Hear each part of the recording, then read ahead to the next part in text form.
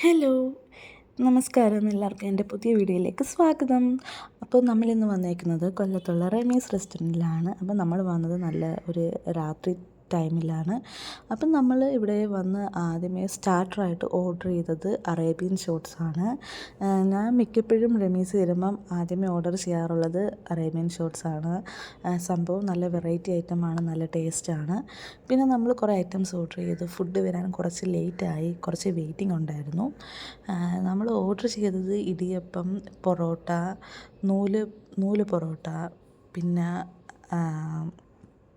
അരിപ്പത്തിരി, mutton Rameesa, പിന്നെ chicken കറി.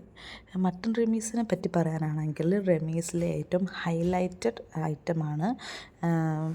പിന്നെ overall rating കൊടുക്കുകയാണെങ്കിലും എല്ലാം മൊത്തത്തിൽ നല്ലതായിരുന്നു.